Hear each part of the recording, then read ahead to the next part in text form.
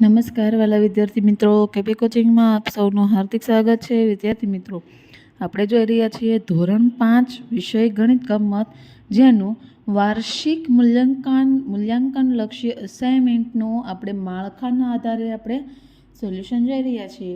આજે આપણે જોઈશું તેનો પ્રશ્ન 2 યોગ્ય જોડકા જોડો। તે તમારે પ્રકરણ 9માંથી કોઈ પણ રીતે તમને જોડકા પરીક્ષામાં પૂછાઈ શકે છે। તો જુઓ તમે, પહેલું ચિત્ર ચોરસનું છે, તો તે ક્યાં આવશે?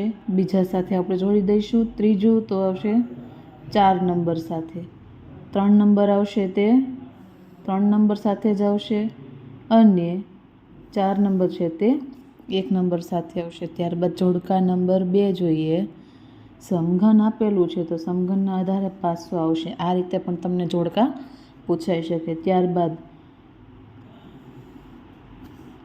ગોળ તો કે બોલ, અને ત્રિકોણમાં આવશે આ રીતે તમારે જોડકા જોડવાના રહેશે।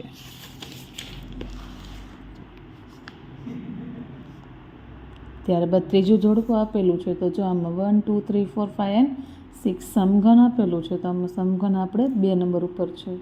ત્યારબાદ આ 1 નંબર ઉપર આવશે।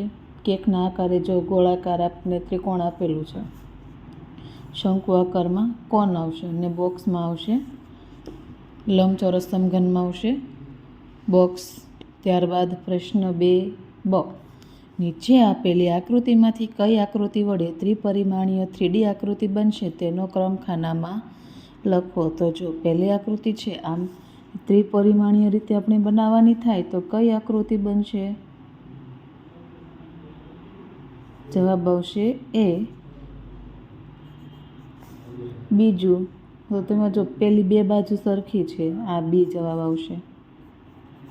3 તો કે જે 1 2 3 4 અને 5 પંચકોણ આપેલું છે, તો પંચકોણના આધારે આપણે ગણતરી કરીએ તો જો નીચે ગોળાઈ છે ને ત્યાં પંચકોણની ગોળાઈ આવશે, ઉપર એક ત્રિકોણ છે, આ પણ નહીં આવે, એ જ આવશે। ત્યારબાદ 4 તો ચોથાનો જવાબ આવશે